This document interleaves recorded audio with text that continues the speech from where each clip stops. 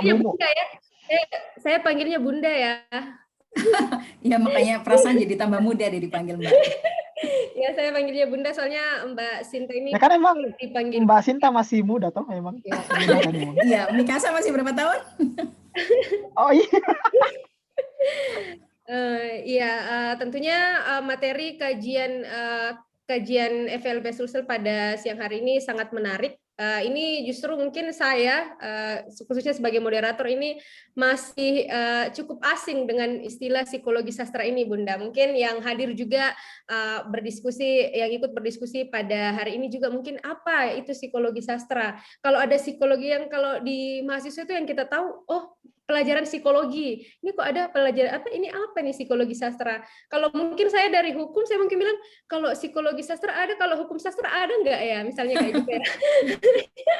Jadi ya betul-betul Bunda. Jadi ini mungkin saya cukup asing dengan istilah ini. Saya searching tadi di Google, ada banyak pendapat para ahli. Ada yang mengatakan bahwa psikologi sastra itu adalah kajian sastra yang memandang karya sebagai aktivitas kejiwaan. Ada juga salah satu pendapat bahwa psikologi sastra itu merupakan kajian sastra yang pusat perhatiannya pada aktivitas kejiwaan, baik dari tokoh yang ada dalam suatu karya sastra, pengarang yang menciptakan karya sastra, bahkan pembaca sebagai penikmat karya sastra.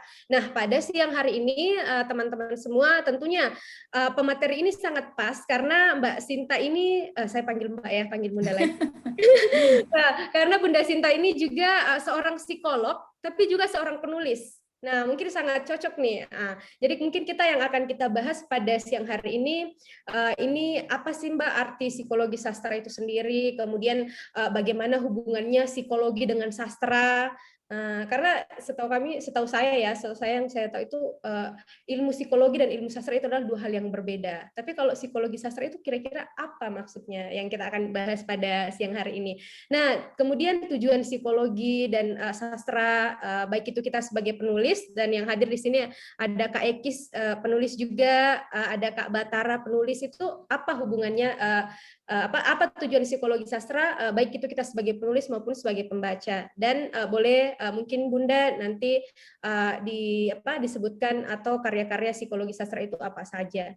Nah, saya tidak akan berpanjang lebar teman-teman karena di sini saya hanya moderator.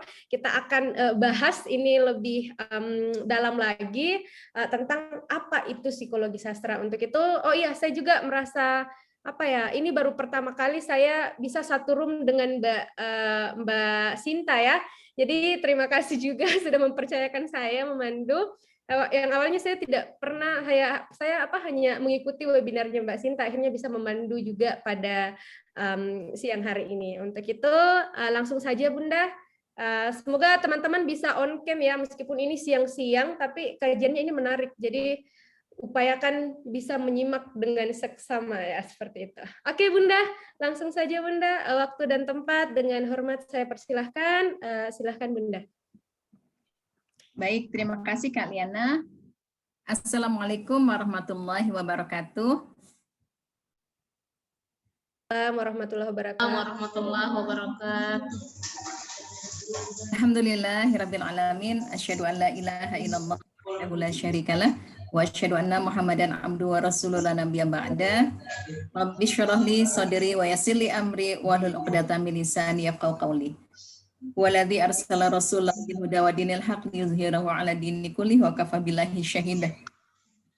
Alhamdulillahirabbil alamin, senang banget ya lihat wajah adik-adik yang cantik-cantik, yang ganteng-ganteng ini, Masya Allah. Yang ganteng belum kelihatan sih, baru yang cantik aja. Oh ya, yang ganteng ada satu, begitu ya, yang sudah kelihatan. Senang banget rasanya lihat kondisi adik-adik dalam keadaan sehat walafiat. Kalau lihat dari wajahnya, moga-moga memang dalam kondisi yang sehat, baik secara fisik maupun psikis ya. Kita berharap bahwa kita senantiasa diberikan oleh Allah kesehatan lahir dan batin hingga berbagai macam ujian ini selesai begitu ya, terutama ujian yang terkait dengan wabah pandemi COVID. Tak lupa salawat dan salam tercurah bagi junjungan kita Nabi besar Nabiullah Nabi Muhammad Sallallahu Alaihi Wasallam serta keluarga, saudaranya dan para pengikutnya yang senantiasa istiqomah hingga akhir zaman. Semoga kita termasuk di dalamnya. Amin amin ya rabbal alamin. Sebelumnya, terima kasih sekali buat kakak-kakak panitia dari FLP Sulawesi Selatan yang sudah berkenan menyelenggarakan acara ini. Moga-moga acara ini direkam dan disebarluaskan begitu ya. Karena memang bahasa tentang psikologi sastra ini betul tadi seperti kata Liana, kayaknya beda banget walaupun dalam beberapa kajian ada mahasiswa-mahasiswa yang menempuh studi akhir itu mengaitkan misalnya sastra dengan berbagai macam mazhab psikologis ya, misalnya kenapa cerita ini begini akhirnya pakai dengan kaitan psikoanalisa begitu, banyak penelitian semacam itu. Nah, adik-adikku sekalian, apa bisa dibantu ini? Tadi saya sudah nge-share ke Kak Reski ini materi hari ini. Moga-moga bermanfaat pakai Canva ya. Moga-moga internet kita tidak terganggu. Bisa dibantu Kak Reski? Ya, bisa Bunda. Mungkin Kak Reski itu Kak Ekis kah? Yang dipanggil Kak Ekis itu tadi Kak Reski? ya, Oh iya. mungkin moderator bisa di-share. Tadi sudah saya teruskan ke moderator. Iya, baik. Ya, saya sementara share Bunda. Iya. Ya. Jadi kalau kalau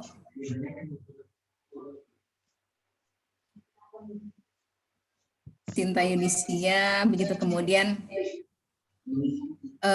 quote saya adalah kita berupaya secara sempurna, insya Allah Allah akan menjadikannya paripurna. Jadi kita berupaya apapun, berusaha sesempurna mungkin, moga-moga nanti Allah yang akan menyempurnakannya. Karena memang tidak akan mungkin kita bisa menyempurnakan sesuatu kecuali Allah ya.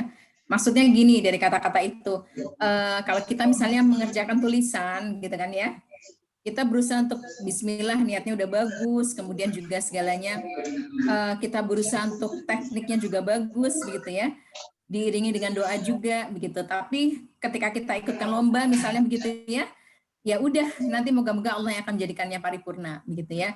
Sebagaimana ketika kita menulis, kita sudah berusaha sebaik mungkin, nanti Allah yang akan memperjalankan tulisan kita, apakah akan jadi bestseller ataupun jeblok di pasaran, itu biarkan Allah ya yang mengerjakan, tapi kita sudah mengerjakan dengan sebaik-baiknya. Klik yang berikutnya Kak Host. Ya, itu tadi ya. Dan sebagai seorang psikolog, akhir-akhir ini saya mengamati otakku ibu ya, dan Hallyu yang satu Jepangan, yang satu Jepangan itu suhu saya tadi ada tuh di bawahnya Kak Andi Batara Isra begitu ya. Kita sama-sama ya, kita sama-sama satu perguruan. Saya Eldia, dia Marle, nggak deng gitu ya. Kita lagi menjadi satu ini, menjadi satu kubu ya. Kemudian saya pengamat budaya pop culture, jadi Jepangan dan juga Korea, sehingga kemudian saya banyak mengamati dan mencoba mendampingi anak-anak muda yang suka dengan dunia ini. Klik yang berikutnya, adik-adikku sekalian, alhamdulillah begitu ya, dengan menjadi penulis bisa membawa saya ke berbagai negara. Jadi insya Allah ketika adik-adik menekuni dunia ini, adik-adik juga akan punya kesempatan untuk banyak menginjakkan kaki untuk mengenal dunia lain di luar sana. Dunia lain itu kayaknya kesannya ini ya, alam gaib. Maksudnya dunia selain Indonesia, gitu ya. Tentunya kalau sekarang sih sedang musim pandemik, jadi kita mungkin diminta untuk lebih banyak produktif di rumah, begitu ya. Nanti kalau sudah pandemiknya selesai, kita bisa banyak aplikasi residensi kepenulisan, gitu. Dan saya melihat banyak sekali teman-teman FLP Sumsel ini yang insya Allah sudah produktif dan siap nanti untuk go internasional. Mas Andi Batara Isra salah satunya ya. Jadi mumpung kita masih pandemi, kita banyak-banyak sisihkan waktu untuk menulis. Nanti kalau sudah nggak pandemik lagi, perkiraan kalau tahun depan sudah nggak pandemik dan kita kembali kepada aktivitas biasa, adik-adik mungkin sudah nggak sempat lagi nulis. Dan itu justru kesempatan kita untuk banyak apply residensi ke luar negeri. Moga-moga kita bisa bersama-sama ya apply residensi ke luar negeri dan bisa lolos ke berbagai negara untuk berdakwah dan menimba ilmu di sana. Amin. Klik yang berikutnya, adik-adik sekalian. Ini adalah beberapa karya saya, begitu ya. Yang mungkin adik-adik ada yang sudah baca, ada yang belum. Kemudian klik yang berikutnya, doakan karya yang berikut ini bisa terbit tepat waktu karena informasinya untuk sekedar lolos ISBN aja sekarang butuh waktu yang cukup panjang karena pengurusnya juga banyak yang terpapar COVID begitu ya. Jadi moga-moga bangsa Indonesia bisa selamat ya dari ujian Allah ini. Kalaupun ada yang tidak selamat alias wafat, maka kemudian itu menjadi salah satu catatan syahid ya di sisi Allah. Amin. Ya, klik yang berikutnya, Kak Host. Nah ini tadi ya, The New Me adalah buku motivasi dan Yasmin dan Yarin adalah buku cerita anak-anak, novel anak. Iya, itu sedikit perkenalan. Moga-moga seperti Kak Liana yang tadi baru sempat satu forum dengan saya, semakin cinta gitu ya. Nanti saya moga-moga berkesempatan untuk juga berkenalan dengan Kak Liana, begitu. Nah, klik adik-adikku sekalian. Yang berikutnya kita masuk ke materi, gitu. Tadi betul, ada banyak ini dan masih belum ada pembahasan yang baku tentang psikologi sastra. Kenapa kemudian ini sering akhir-akhir ini muncul gitu ya kata-kata psikologi, kata-kata sastra, begitu kan ya. Tempo hari saya diminta oleh salah satu prodi psikologi ya kalau nggak salah ya di Malang itu membahas tentang expressive writing. Jadi bagaimana menulis yang ekspresif sebagai salah satu jalan kesembuhan gitu ya. Nah kalau kita pisah jadi dua nih yang namanya psikologi sastra, psikologi itu psycho itu jiwa, logi itu dari logos ilmu kejiwaan gitu ya. Hal tentang perilaku dan jiwa begitu. Intinya adalah itu inti singkatnya. Kemudian sastra itu adalah produk tulisan manusia. Jadi produk apapun yang merupakan tulisan manusia, novel, cerpen, opini, artikel, feature, esai, bahkan sekarang juga masuk ke dalam karya sastra yang ada produk tulisannya seperti misalnya produk-produk manga ya, komik itu juga termasuk dalam karya literasi. Nah, sebagian kita tanpa sadar kita sudah masuk ke dalam dunia ini, gitu kan ya. Entah kita jadi subjek atau objeknya. Misalnya kita, siapa yang punya akun blog? Gitu. Kak Reski punya apa? WordPress atau Blogspot? Punya blog, Mbak, cuman sudah tidak aktif. Oh, jarang aktif ya. Mungkin lebih banyak aktif di ini ya.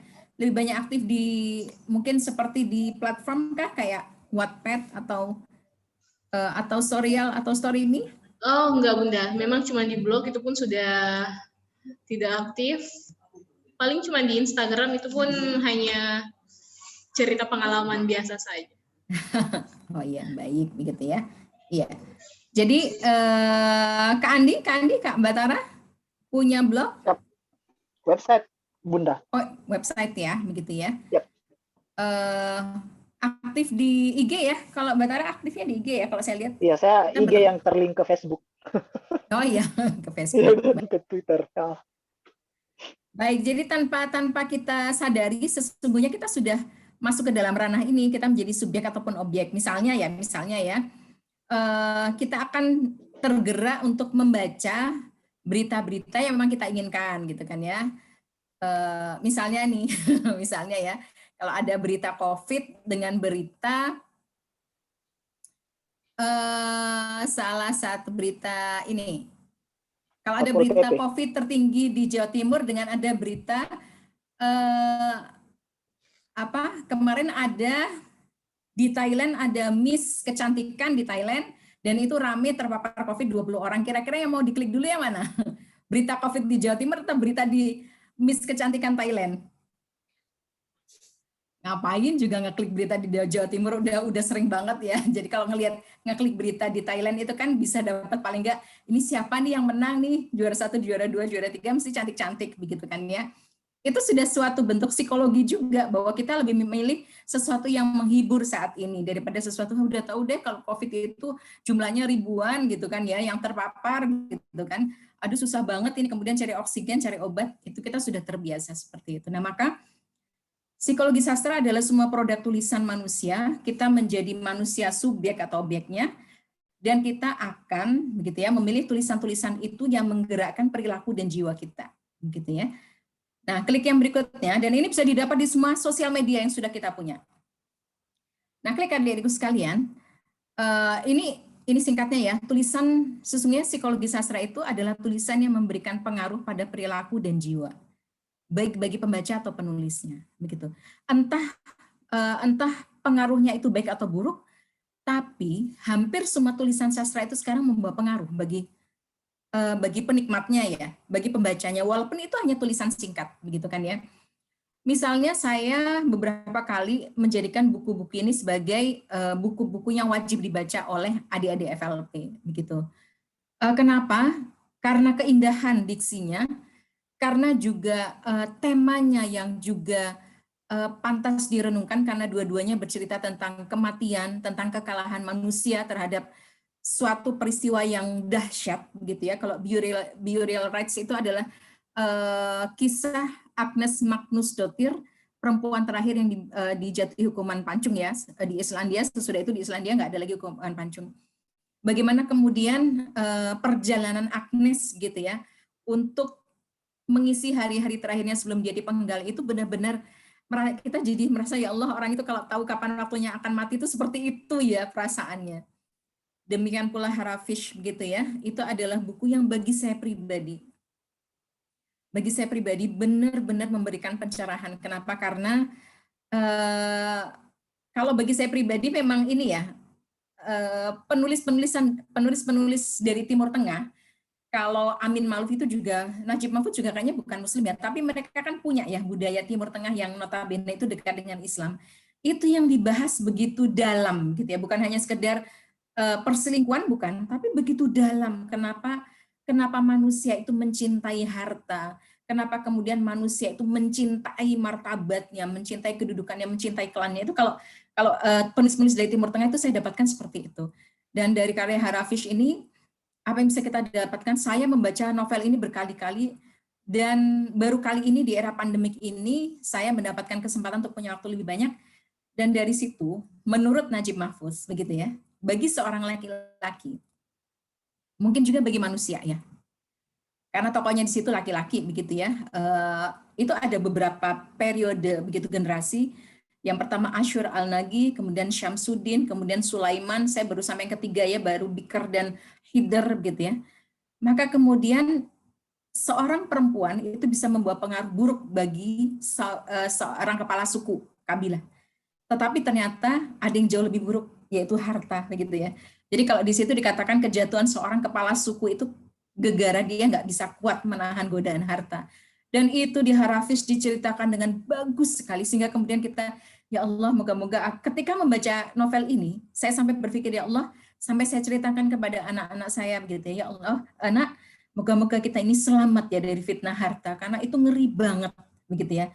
Ashur Al-Nagi itu adalah seorang kepala suku yang sampai dikatakan Al-Nagi karena dia adalah selamat atau penyelamat, begitu ya. Tetapi anak-anaknya itu, terutama terakhir itu cucunya ya, itu tidak bisa tahan terhadap godaan harta, dan akhirnya kemudian dia meninggal dengan cara yang terhina sekali, gitu ya. Nah itu ada sampai 7 generasi diceritakan. Nah itu saya baru sampai ke generasi keempat saya baca. Jadi psikologi sastra itu adalah tulisan yang memberikan pengaruh pada perilaku dan jiwa. Dan memang adik-adikku sekalian, saya kadang bayangkan ya, Hannah Kent itu orang Australia, tapi dia bisa menulis sejarah Islandia dengan begitu bagus. Kalau Harafish, Najib Mahfuz memang orang Arab ya. Saya berpikir, ya Allah, moga-moga saya diberikan kemampuan untuk bercerita seperti mereka, di mana kemudian kisah saya itu bisa membuat orang itu tergerak untuk memahami satu bagian dari kehidupan, misalnya bab kematian gitu ya. Dan dengan cara yang sangat kemudian buat kita, oh ya Allah, begitu ya ternyata harta itu. Oh ya Allah, ternyata kan kita ini sudah berkali-kali diingatkan Rasulullah bahwa sesungguhnya harta dan anak-anakmu, ya Allah, itu sering kita baca di surat Al-Kahfi kok. Saya lupa mau mencupliknya apa ya.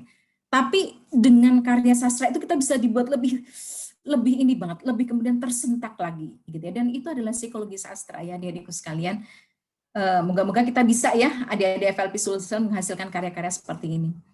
Nah, klik yang berikutnya, adik-adikku sekalian. Nah, tapi kan Bun, gitu ya, membaca kan menulis buat happy-happy aja. Masa sih kita harus nulis kayak Hannah Kent? Masa sih kita harus nulis kayak Najib Mahfuz? Boleh dong kita nulis gitu kan ya. Suamiku terpikat dengan pembantuku. Gitu. Itu sekarang yang lagi banyak banget dapat duit tuh kan gitu-gitu ya. Kemudian suamiku adalah bad boy gitu ya. Itu sekarang lagi model-model begitu ya. Kan aku nulis apa aja yang terlintas di pikiran, terus ngapain sih kita harus mikirin orang lain gitu ya. Nah, saya pengen juga barangkali adik-adik mau open mic atau kemudian mau chat juga boleh. Ada tulisan sudah nggak mau hidup lagi. Ini kira-kira konotasinya apa nih? Silakan. Yang mau open mic boleh, yang mau chat boleh. Ya, silakan teman-teman biar diskusinya kita lebih interaktif ya. Mungkin ada? Sudah nggak mau hidup lagi. Pernah ada di wall Facebook saya tulisan orang sudah nggak mau hidup lagi gitu. Kira-kira nih kalau melihat ada tulisan ini di wallnya Kak siapa nih Aulia Manaf misalnya atau di Ekartno gitu. Kira-kira apa nih respon dari teman-teman? Loh, ini kan kemarin yang bareng sama aku nih ikut ini seminar psikologi sastra kok dia posting. Mungkin sering dikecewakan. Baik. Kak Ekis, ada lagi?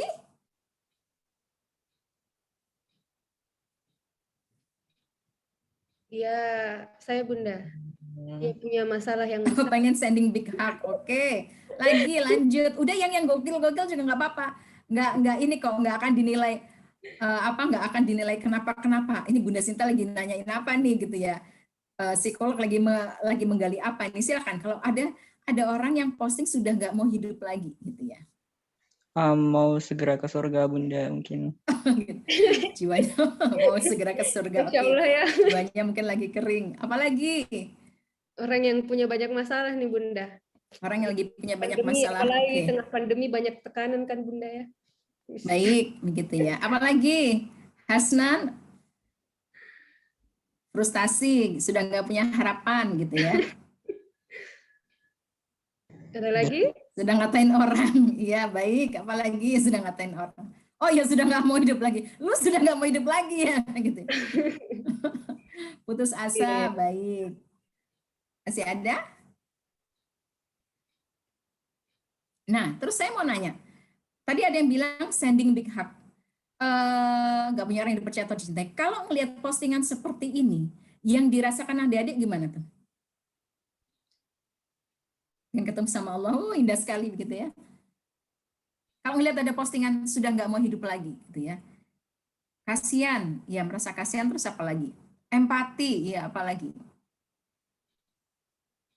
Atau malah adik-adik malah ngata-ngatain gitu ya. Bukan cuma kamu loh yang punya masalah, sok-sok banget sih caper di ini, di medsos gitu ya. Oh di Japri ya, baik banget gitu ya. Iya. Jadi adik-adikku sekalian lihat, kata-kata ini pernah muncul di wall FB saya, begitu ya. Dan orang itu banyak banget gitu ya, termasuk saya karena saya tahu dia salah satu sahabat saya. Dan kita rata-rata bilang apa? Istighfar deh, istighfar Mbak, gitu ya teman-teman. Istighfar ya Allah, ingat Allah, begitu ya dia ini.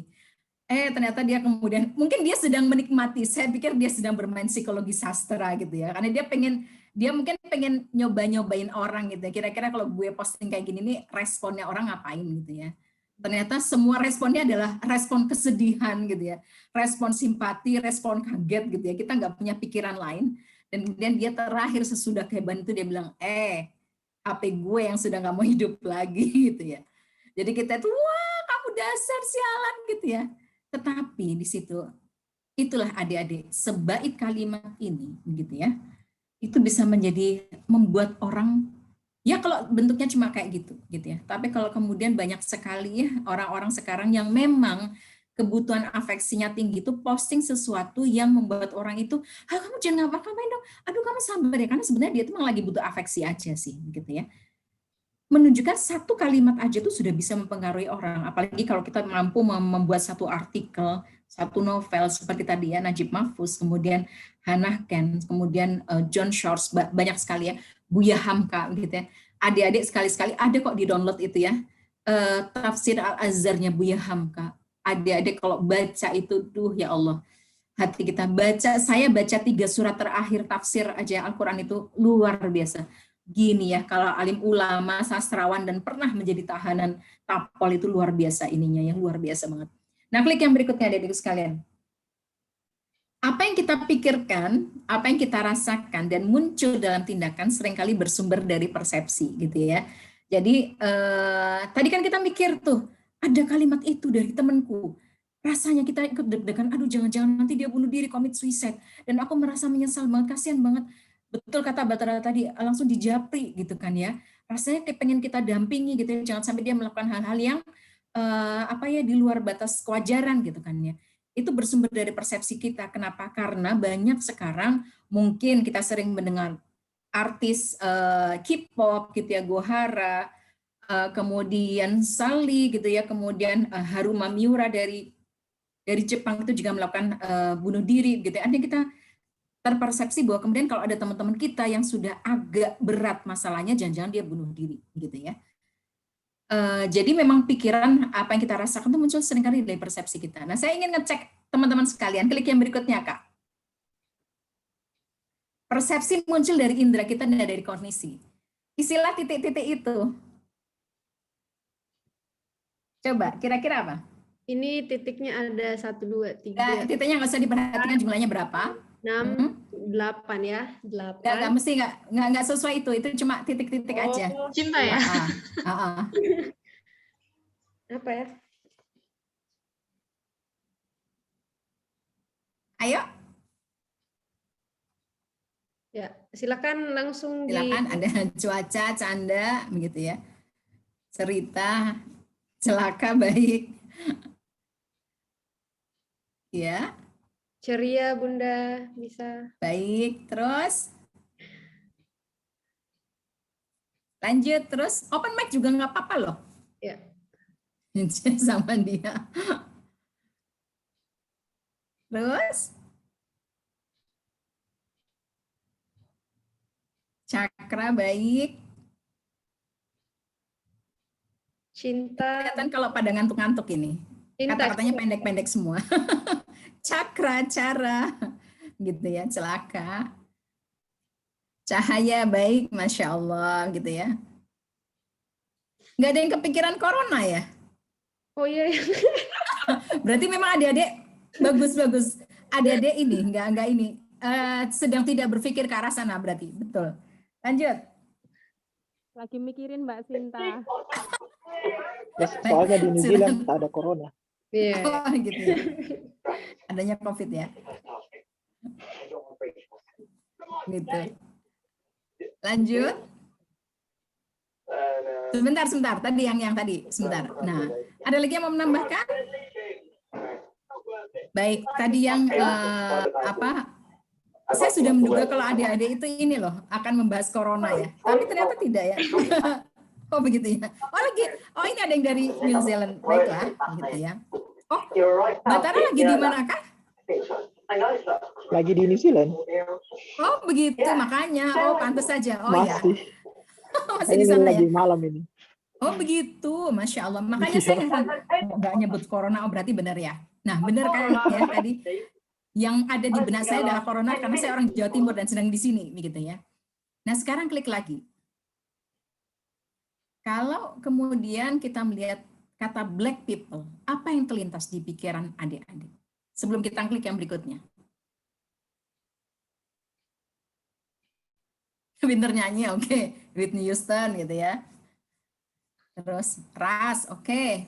Baik. Giginya putih.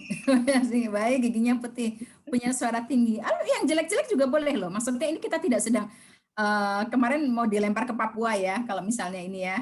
Kalau nggak mau bantuin di dapur umum gitu ya. Kuat, baik. Orang jahat, bagus. Terus rambut keriting ya. Ada Kak Ica, ada Kak Irsa Said gitu. Lanjut terus. Sosok yang dingin, oh dingin ya? Kayak siapa nih? Afrika, betul ya. Kejam gitu ya. Papua gitu, baik. Terus orang timur, senyumnya manis gitu ya. Bilangin Afrika, padahal saya juga kulitnya hitam ya, saking saya di Zoom aja nggak kelihatan gitu. Senyumnya manis, baik. Ketika kita mendengar kata black people, adik-adikku sekalian, karena tadi ya kita membahas persepsi, gitu. Klik yang berikutnya. Maka yang pertama kali itu tadi ini, ada yang mengatakan kuat, ya memang begitu ya. Ada tadi kalau Kak Batara bilang Afrika. Kalau kita sudah mendengar black people, itu bayang kita pasti, wah dia Afrika nih, oh orang Kenya, oh orang Namibia, oh orang Sudan, gitu ya, oh orang Ethiopia, gitu ya. Kelaparan, kemudian sekolah fasilitasnya apa, perang antar suku. Mungkin zamannya adik-adik masih SD ya. Saya SMA atau kuliah, itu ada perang sangat mengerikan di Afrika antara suku Tutsi dan Hutu dan Tutsi. Itu luar biasa pemberitaannya, itu betul-betul cleansing etnis. Mana yang mau kita tolong tuh sampai bingung, karena memang itu perang antar suku. Udah gitu yang menyedihkan adalah kalau dengar kata Afrika gitu ya, itu sebagian besar Muslim. Gitu ya. Itu kalau kita dengar kata black people, itu pokoknya mereka orang-orang terbelakang. Padahal di National Geographic itu pernah ada pembahasan Fir'aun hitam. Sesungguhnya pernah peradaban. Kenapa kemudian ada film Wakanda gitu ya? Karena sesungguhnya itu juga refleksi bahwa hitam itu pernah menguasai dunia gitu ya.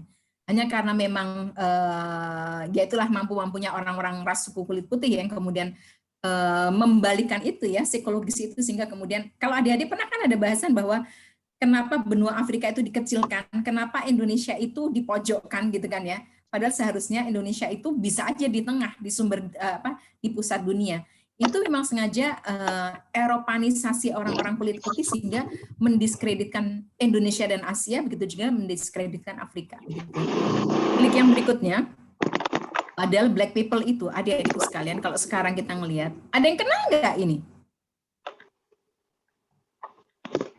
Yang di atasnya, Barack Obama, iya. Kemudian yang di bawah itu ada Halimah Aden gitu ya, dia model kulit hitam yang pertama kali dipasang di majalah Vogue ya. Kemudian cantik banget, pakai hijab, dan dia di catwalk tuh bareng sama, ya, dia nggak mau ngelepas jilbabnya gitu ya. Kemudian ada Ilhan Omar, juga dari House of Representative-nya Amerika, kulit hitam juga.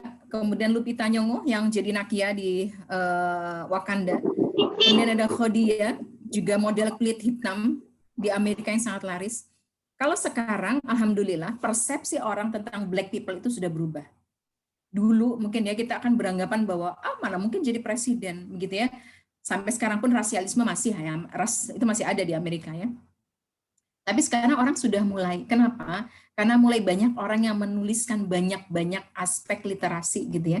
Sehingga kita merasa bahwa apa sih bedanya orang kulit hitam dengan kulit putih begitu kan? Sehingga kemudian kita ini merasa bahwa ya sudah sama aja gitu kan ya. Itu hanya tinggal masalah kulit. Kalau masalah cantik itu persepsi banget gitu kan ya, nggak kemudian semua orang tuh bisa disamakan gitu kan ya. Untuk kemudian saya mau nanya sekarang, kalau punya istri Halimah Aden tuh kayak cowok-cowok di sini kayak Batara Islam mau nggak? Batara udah nikah ya? Sudah Bunda. Oh ya, mohon maaf gitu ya. Mohon maaf, ya masih single aja. Dikasih istri orang kulit hitam gitu kan ya. Kalau ada yang masih single tapi secantik Halimah Aden mau nggak?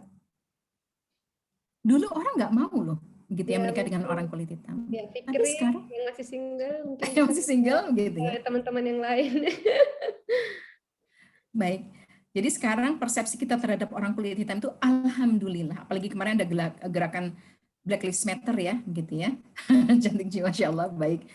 Gitu. Ada gerakan Black Lives Matter itu luar biasa, yang kemudian sejajarkan bahwa orang kulit hitam itu sama aja dengan orang Korea, sama aja dengan orang Jepang. Mungkin suatu saat saya bayangkan, yang namanya perputaran itu selalu ada. Mungkin kelak 20 tahun dari sekarang, atau 10 tahun dari sekarang ya, kita ini orientasinya sudah bukan ke Korea dan Jepang lagi gitu ya, tapi kemudian kita ke arah Afrika gitu. Dan tanda-tandanya sudah mulai nampak begitu ya. Sekarang bintang-bintang film kulit hitam itu juga digandrungi, film-film dengan tema kulit hitam, As, kemudian Wakanda, Black Panther, kemudian ya Allah yang Jordan Peele itu sebelumnya As itu, Masya Allah, Get Out itu juga produk dari sebuah persepsi psikologis ya. Ya, ini kita kemudian menghargai orang kulit hitam sama dengan orang kulit putih. Mereka juga sama kok kreatifnya, begitu ya. Nah, klik yang berikutnya, Dedek sekalian. Ini kita bicara persepsi ya. Nah, apa yang kita konsumsi, apa yang kita produksi, begitu ya.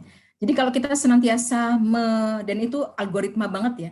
Kita sering mengkonsumsi hal-hal yang berbau hate speech, hal-hal yang berbau rasialisme, itu pasti kita nanti akan juga keluarnya seperti itu. Kita suka membaca hal-hal berbau pornografi, kita pasti nanti juga akan memproduksi hal-hal semacam itu. Kita suka hal-hal yang bertema kekerasan, kita juga akan seperti itu. Dari beberapa contoh tadi kan kelihatan tuh, misalnya persepsi kita akan terbawa dengan produk kalimat kita. Produk kata aja udah kelihatan. Kayak misalnya tadi Mbak Tara, kok bisa dia tidak, dan di Sulawesi mungkin juga tidak zona merah ya, sehingga CA itu tidak terkonotasi dengan corona. Nah, itu berkembang dari kalimat, dari kata, kalimat, kemudian produk-produk budaya yang lebih besar seperti film. Nah, klik adik-adikku sekalian, apa yang kita konsumsi itu adalah apa yang kita produksi. Nah, ini contoh saya pribadi, begitu ya. Ketika saya ke Maroko, saya betul-betul terpesona adik-adikku sekalian ya. Saya rasa sebagai seorang Muslim kita harus bercita-cita berkesempatan setidaknya sekali ke Maghribi atau sekali ke Andalusia, gitu ya. Itu bersebelahannya Maghribi yaitu Maroko dan kemudian Andalusia di Spanyol. Kenapa gitu ya?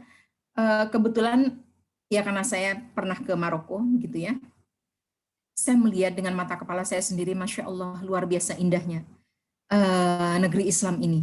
Negeri yang pernah menjadi negeri Islam begitu ya, dan sekarang masih mayoritas. Rasa-rasanya kepingin banget mewartakan kepada sebanyak mungkin orang Indonesia, cuma permasalahannya memang cukup jauh ya ke sana ya. Dan alhamdulillah saya bisa menuliskan novel Dream dengan tema Maroko, di mana ada orang yang membaca novel itu sampai bilang gini, wah habis baca gue novel ini ya jadi agak bergeser dari Korea Jepang jadi pengen ke Maroko gitu. Memang kalau dibandingkan antara Korea Jepang dan Maroko kalah.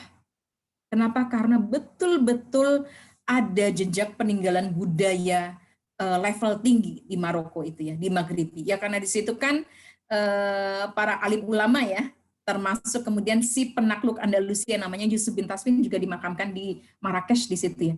Bangunannya, jejak kebudayaannya, kebiasaannya, sampai sukunya yang terkenal dengan nama suku Berber, yang adik-adik kemudian sering terjemahkan jadi suku barbar dan itu konotasinya negatif, itu ada di sana. Gitu ya. Apalagi saya suka dengan Korea-Koreaan, maka saya kemudian bikin novel Series Soul, Yasmin dan Yerin, buku cerita anak. Saya suka nih gitu ya bikin dengan Jepangan begitu, maka saya bikin Polaris Fukuoka dan Lemon. Itu sampai saya masukkan gara-gara saya ngefans banget sama Hajime Isayama dan Attack on Titan. Saya masukkan ke situ. Apalagi ada situasi COVID yang demikian mencekam termasuk bagi saya pribadi sehingga saya kemudian menuliskan buku The New Me. Apa yang kita konsumsi itu pasti akan keluar gitu menjadi sebuah produk. Nah, maka kemudian adik-adik kalau melihat entah politikus, entah artis gitu ya, entah influencer gitu. Kita melihat aja kalimat-kalimat yang dia keluarkan itulah yang dia konsumsi gitu ya. Jadi nyaris mustahil secara psikologis begitu ya, bahwa orang yang terbiasa mengkonsumsi yang baik-baik itu keluarnya jelek-jelek. Kalau kepleset sekali, 2 kali nggak masalah. Tapi kalau kepleset berkali-kali itu ada yang jadi perlu diperhatikan. Seperti kata Abraham Lincoln mengatakan, kamu bisa berbohong sekali. Kamu bisa membohongi 1 orang, tapi kamu nggak bisa membohongi 100 orang gitu ya. Kita berpura-pura baik sekali bisa, tapi kemudian berpura-pura baik 100 kali itu mustahil. Berarti kalau Anda terlihat buruk 100 kali, ya memang Anda aslinya kayak gitu ya. Na'udzubillah dalik ya, adik-adik sekalian, jangan sampai kita menjadi orang yang seperti itu. Yang kita sih tidak kepengen riak, tapi kemudian jangan sampai kehadiran kita, kata-kata kita itu membuat orang resah. 1-2 orang resah salah menginterpretasikan kalimat kita. Seperti tadi, sudah nggak mau hidup lagi, oke. Tapi kalau kemudian 100 orang menginterpretasikan tulisan kita dengan salah. Seperti misalnya, ada orang yang bilang, saya isinya yang penting bagus novel saya, tapi judulnya agak-agak adegan ranjang gitu kan ya.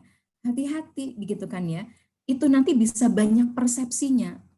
Karena yang kita kejar bukan hanya sekedar nikmat sesaat ya, ada banyak yang kita kejar yang tidak hanya bernilai materi gitu ya. Maka kemudian kita harus hati-hati.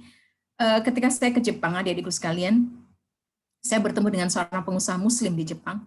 Beliau berkata bahwa orang Jepang terbiasa untuk menghasilkan sebuah produk yang tidak akan disesali oleh anak cucunya. Jadi sampai mikir anak cucunya gitu kan ya. Apalagi buat dirinya sendiri begitu kan ya. Maka kemudian mereka senantiasa, kalau adik-adik pernah ke Jepang, moga-moga ke sana kita ya, bisa ya amin bareng ke sana ya. Itu produk mereka tuh selalu dibungkus dengan cantik. Kenapa? Karena mereka memang ingin produknya tuh bagus, disukai orang. Nah, kita sebagai seorang muslim juga harus seperti itu. ketika kita memproduksi sesuatu itu kalau bisa mencerahkan orang, kalau bisa membuat orang itu menjadi terhibur dan juga mendapatkan satu wawasan baru. Bukan malah kalau membaca karya itu malah kayaknya pikirannya tambah kemana-mana gitu kan ya. Nah, tambah ngeres atau kemudian tambah kepingin ngata-ngatain orang atau tambah pengen menyakiti orang tuh naudzubillah min dzalik. Nah, klik yang berikutnya adik-adikku sekalian. Nah, ini ada yang suka Korea nggak nih? Gitu. Yang sebelah kiri siapa tuh? Begitu ya. Apal nggak? Jungkook, Yang sebelah kiri adalah yang mana Jungkook? ya Jungkook, ya Jungkook. Yang sebelah kiri, yang tengah, yang nomor 2. Chaeunwoo. Bukan, Jaehyun dari NCT. Kemudian saya juga baru. Jaehyun ya. Yang nomor 3 siapa tuh? Stray Kids. Padahal saya berharap Bang Chan yang jadi visualnya. Ternyata enggak ya, Bang Chan bukan visualnya ya. Yoonjin. Nah, kalau yang sebelah kanan itu tuh mantuable banget itu, yang namanya Min Ho Shaini. Udah cakep gitu ya, wamilnya juga milih yang paling keren, dia di Angkatan Laut gitu ya, 5 tahun di sana, sampai kemudian itu yang menghebohkan banget itu videonya dia, coba, itu kan sudah sesuai banget dengan harapan kita. Carilah suami itu yang sayang sama ibunya, dia bakal sayang sama istrinya. Itu Min Ho itu begitu banget sama ibunya, sayang banget sama, jadinya ini banget ya. Nah, adik-adikku sekalian gitu ya, tempo hari saya baru sempat posting satu tulisan ya, hasil wawancara saya dengan seorang teman saya di Korea yang dia suaminya asli orang Korea. Dia muslimah, asli orang Korea, dan saya menjanjikan dia untuk menulis periode yang kedua, tapi belum selesai. Kalau adik-adik cermati karya sastra orang Korea gitu ya, walaupun seganteng apapun, walaupun Min Ho itu mantuable banget dan datang ke kita gitu ya, kita belum tentu loh berani untuk jadi istrinya. Loh kenapa Bun, kan enak dong gitu ya, jadi Nyonya Min Ho atau jadi Nyonya Jungkook gitu ya. Asik loh, itu sudah pada punya apartemen mahal-mahal itu ya, BTS itu. Kenapa? Kalau adik-adik sempatkan satu kali aja baca karya sastra mereka, adik-adik akan tahu begitu ya. Teman saya yang menikah dengan orang Korea asli itu bilang begini, Mbak Sin, tahu nggak sih bahwa orang Korea itu tuh kan hanya di ini aja, itu kan hanya di drakor romance mereka. Aslinya mereka itu sangat keras. Begitu. Loh kenapa kok bisa sangat keras? Adik-adik tahu bahwa mereka punya, kenapa kita ngefans sama Min Ho dan dia kelihatan ganteng banget dengan seragam, itu kira-kira kenapa coba? Kita terpesona dengan seragam dia, tapi sebenarnya dia sedang menjalani apa sih? Wamil, wajib militer. Sehingga kemudian watak cowok Korea itu sebenarnya terbentuk dari wamilnya, keras banget, gitu ya. Sebetulnya positif sih, positif karena mereka senantiasa keras. Kalau istrinya nggak mau taat, nggak mau ngopeni ibunya itu mereka sangat keras. Dan itu adik-adik terlihat sekali dengan beberapa produk karya sastra mereka, gitu ya. Mungkin adik-adik membaca menonton Crash Landing on You, tapi itu versi novelnya itu betul-betul sangat apa ya, kita mungkin sudah lama tidak merasakan, naudzubillah min dzalik, jangan sampai ya, kita mungkin sudah lama perang saudara itu sudah kita lupakan karena itu terjadi di tahun 65 ya, komunis. Mereka masih merasakan sampai sekarang. Produk karya sastra mereka tuh banyak yang bertema tentang perseteruan Korea Selatan, Korea Utara. Sehingga kemudian mereka itu selalu merasa hidup di bawah ancaman orang Korea. Nah, produk sastranya tuh banyak banget yang menceritakan tentang bagaimana orang Korea menghadapi orang Korea Selatan menghadapi orang Korea Utara. Film-filmnya mereka kan juga begitu kan? Banyak banget film itu yang bertema, coba bayangkan. Maka kemudian kita bisa bayangkan watak orang Korea yang cowok-cowok itu sebetulnya tidak seromans yang kelihatan. Ya iyalah, kalau drakor ya kayak gitulah gitu ya. Tapi aslinya mereka sangat keras. Jadi tolong ya dipikir-pikir lagi ya. Sekali lagi masih mending punya suami orang Indonesia seperti Batara Isra, seperti siapa lagi ya? Hasnan ini cowok cewek? Cowok Bunda. Seperti Baharudin, seperti siapa lagi nih yang cowok nih gitu ya. Seperti Samsul, seperti siapa lagi nih gitu ya. Seperti Bahrain gitu ya. Bahrain ini orang Indonesia ya insya Allah walaupun namanya Bahrain. Cintai produk lokal ya Bunda ya. Iya dong gitu ya, lebih baik gitu ya cowok-cowok asli Indonesia. Ya walaupun wajahnya tidak seganteng Min Ho atau Jungkook, tapi insya Allah tidak sekeras mereka begitu ya. Karena memang kita tidak punya wajib militer. Klik yang berikutnya, kakak-kakak Solihah. Oh gitu ya, Kimetsu no Yaiba. Nah, klik yang berikutnya. Nah, karya sastra itu adik-adikku sekalian, balik lagi kepada karya sastra ya, memberi pencerahan bagi pembaca. Dan bahkan adik-adikku sekalian, seringkali karya sastra itu bahkan harusnya memberi pencerahan pada penulisnya. Saya punya buku Hamka Tasawuf Modern. Dan Hamka sendiri pernah dalam kondisi sangat drop ya, sangat drop kondisi mentalnya ketika masuk ke dalam tahanan politik saat itu di bawah pemerintahan Pak Soekarno. Hamka itu sudah mau bunuh diri. Kemudian Allah masih melindungi, Hamka itu membaca bukunya lagi, Tasawuf Modern. Disitulah dia kemudian membatalkan keinginan bunuh dirinya sesudah dia membaca karyanya sendiri. Jadi Masya Allah ya, ada orang-orang yang kemudian tersemangati dengan membaca tulisan sendiri. Kita pun kalau misalnya menuliskan hal-hal positif dan suatu saat kita down, kita melihat lagi ya tulisan-tulisan kita. Oh, setahun yang lalu aku habis menyemangati temanku yang patah hati, gitu kan ya. Itu rasanya kita kemudian malu atau kemudian merasa aku nggak pantas deh kalau kemudian sekarang aku malah broken heart banget gitu ya. Sesudah membaca tulisan kita pasti akan lebih semangat lagi. Tetapi juga karya itu bisa menambah masalah bagi si penulis dan pembacanya gitu ya. Dan nanti saya akan tunjukkan beberapa buku yang bagus banget, yang itu buat saya resah dan akhirnya saya baca sebagian atau pernah saya baca kemudian saya tutup gitu ya. Karena saya resah baca buku itu. Tapi sebetulnya buku itu punya nilai sastra yang sangat tinggi gitu kan ya. Nah, klik yang berikutnya. Nah, ini beberapa tulisan yang mungkin kita suka ya. Motivasi. Kita suka baca buku motivasi, biasanya kita nanti akan aku juga pengen, aku suka baca buku motivasinya Mark Manson, begitu ya.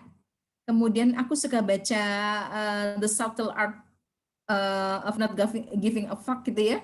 Seni bersikap masa bodoh, aku baca keren banget ya. Aku juga pengen deh bikin kayak gitu ya. Atau kemudian Why Bad Thing Never Happen to Good People. Aku habis baca karya itu kepengen deh bikin tulisan kayak gitu. Aku habis baca novel romance gitu ya, Ainun Habibi gitu kan. Aku habis baca novel romance, Single in Love, aku jadi kepengen gitu ya, Single in Love karya saya ya. Fantasi habis baca karya Harry Potter, aku juga kepengen baca kayak gitu, adventure juga gitu. Thriller, nah biasanya nih porno atau abusif kadang-kadang kita kebayang gitu ya, untuk bikin, bisa nggak ya aku bikin karya kayak gitu ya. Ya itu bisa aja gitu ya, itu terbayang. Kalaupun kita tidak terbayang untuk menuliskannya, kita pasti akan teringat beberapa plot di dalamnya. Dan itu sangat psikologis ya adik-adikku sekalian. Pertama masuk ke mata, ke telinga, kita bayangkan dan itu mengendap lama-lama menjadi sebuah perilaku. Klik yang berikutnya adik-adikku sekalian. Nah, cuma memang apakah begitu ya, orang yang suka Agatha Christie adalah mesti orang kriminal, karena Agatha Christie semua tulisannya adalah kriminal ya, tentang kriminal. Apakah orang yang suka karya Junji itu adalah psycho? Junji itu adalah seorang mangaka Jepang yang tulisannya ini banget, absurd banget gitu ya. Tulisannya itu benar-benar disturbing. Jadi membuat kita itu bingung dengan dunia dia bangun. Tapi banyak yang suka. Dan saya termasuk yang suka gitu ya. Apakah kemudian saya psycho gitu kan ya? Apakah orang yang suka karya Erika Mitchell? Erika Mitchell itu adalah nama asli dari A.L. Mitchell ya, A.L. James begitu ya, yang menulis karya 50 Shades of Grey adalah pasti orang yang BDSM, bondage, disiplin, sadisme, masochis begitu ya. Ataukah orang yang suka karya Leo Tolstoy seperti saya adalah orang komunis gitu ya? Ya belum tentu sebetulnya, gitu ya, belum tentu. Kenapa ada orang-orang yang suka dengan karya-karya Junji itu? Saya suka. Kenapa? Karena saya mencermati Junji, kalau di film Uzumaki itu adalah kisah orang yang begitu begitu terobsesi dengan bentuk spiral begitu. Bagi saya pribadi sebagai seorang psikolog begitu ya, banyak orang sekarang itu yang terobsesi bahkan kemudian menjadi OCD terhadap berbagai macam simbol gitu ya. Misalnya sekarang banyak orang itu kalau nggak pegang HP itu sebelum tidur atau pas mau tidur, itu HP-nya harus dalam kondisi nyala atau ada kuota gitu ya, supaya dia bisa ngontak siapa orang penting. Jadi bentuk kotak itu juga sesuatu yang membuat kita terobsesi. Apalagi Adik-adik mungkin sekarang begitu OCD sehingga kemudian cuci tangan berkali-kali. Atau kalau melihat orang batuk gitu ya. Ini kalau misalnya Liana atau kemudian Dasma batuk, itu kita mungkin sudah merasa kayak ketularan aja. Padahal kita ada di Zoom gitu kan ya. Kita OCD gitu ya. Apakah kemudian seperti itu? Junji itu tuh sebenarnya simboliknya kayak gitu. Setiap manusia itu pasti terobsesi dengan sesuatu. Nah, kalau Leo Tolstoy, dia adalah seorang komunis. Dia di Rusia, tetapi tulisan-tulisan dia bagus-bagus sekali, gitu ya. Apakah Erika Mitchell ini adalah orang yang BDSM atau orang yang seksual disorder tertentu? Wallahualam, saya nggak tahu. Tapi memang kita harus berhati-hati kalau membaca karyanya dan menonton filmnya, gitu ya. Karya Agatha Christie pun kalau saya pikir banyak bukunya tentang kriminal, tapi ada beberapa catatan yang sebetulnya buku itu insya Allah layak dibaca, gitu ya. Berbeda dengan nanti beberapa buku yang saya tunjukkan. Nah, tidak mesti kemudian termasuk begitu ya. Ada dulu adik-adik FLP yang kemudian bertanya kepada saya, dan itu sudah saya lanjutkan kepada Kang Abik yang kemudian saya tanya, Kang, kalau misalnya kita menuliskan cerita tentang perselingkuhan, apakah itu seperti sebuah doa? Padahal kita sebetulnya ingin menceritakan tentang sebuah kondisi saat ini di mana sekarang banyak perempuan dan laki-laki begitu mengabaikan nilai pernikahan. Saya ingat salah satu kata Kang Abik, Mbak Sinta kalau nulis cerita tentang Fir'aun, bukan berarti Mbak Sinta adalah seorang Fir'aun. Oh, itu membuat saya tenang gitu. Oh iya, karena saya ingin begitu ya. Kalau ada orang yang baca karya saya yang agak sensitif, itu kemudian saya harus gimana gitu ya. Seperti misalnya Eksister itu bertema pelacuran gitu kan ya. Tapi memang kita harus belajar tekniknya supaya karya itu tidak kemudian sangat vulgar. Gitu ya. Klik yang berikutnya adik-adikku sekalian. Saya dicolek ya waktunya ya, Kak Host, Kak Liana, kalau misalnya sudah kelebihan waktunya. Nah, ini beberapa gitu ya. Kita harus berhati-hati terhadap segala sesuatu yang bertentangan dengan agama, moral, dan budaya. Dan ini saya pikir adik-adik kalau banyak membaca, gitu ya, insya Allah kita akan belajar, gitu ya, belajar untuk mencermati, gitu. Misalnya ini tulisan-tulisan yang sangat bagus, Samarkand itu bahkan bercerita tentang Umar Khayyam, salah satu alim ulama di era abad pertengahan yang sangat saya kagumi. Umar Khayyam itu adalah seorang pakar hadis Quran dan dia ahli astronomi, ahli matematika juga. Ini adalah karya-karya yang mendapatkan penghargaan dan saya, kalau kita bicara sastranya, saya suka banget. Indah sekali. Tetapi apa yang kemudian menjadi catatan, kita harus hati-hati. Ketika kita merasa bahwa itu bertentangan dengan agama, moral, dan budaya, maka kita bisa jadikan itu catatan dan kita bisa kemudian, oh kalau begitu, kalau kita memang seorang penulis, kalau saya, oh berarti saya harus menghindari cara seperti ini, gitu ya. Misalnya Samarkand, Amin Maalouf, saya juga sempat mencari tahu, oh ternyata memang dia sepertinya bukan Muslim, walaupun dia orang Beirut kalau nggak salah ya. Kenapa? Samarkand adalah salah satu novel, atau novel-novelnya Amin Maalouf itu diksinya itu Masya Allah deh, luar biasa indahnya. Sama seperti Najib Mahfuz, tapi di situ di Samarkand itu dikisahkan bahwa Umar Khayyam itu berselingkuh. Padahal dia seorang alim ulama ya. Umar Khayyam itu suka, kalau bagi saya, kalau dia mengatakan Umar Khayyam itu minum khamr aja, minum anggur, banyak aliran sufistik yang mengartikan minum anggur itu sebagai bukan minum anggur dalam pengertian yang sejujurnya. Karena ada aku mabuk anggur gitu kan ya. Itu dikatakan itu istilah orang Arab untuk kemudian sangat tergila-gila dengan Tuhan gitu ya. Itu ada. Tapi bagi saya, kalau dia sudah mengatakan Umar Khayyam adalah seorang yang, dan itu digambarkan jelas perempuan itu seperti apa. Jelas-jelas bahwa itu diceritakan bahwa Umar Khayyam itu berselingkuh. Bagi saya, wah kok dia seperti itu ya. Kalau saya, walaupun saya kemudian menjadikan sebuah kisah, saya tidak akan menulis bahwa seorang alim ulama itu berselingkuh. Gitu ya. Na'udzubillah min dzalik, misalnya seperti itu. Taj Mahal juga.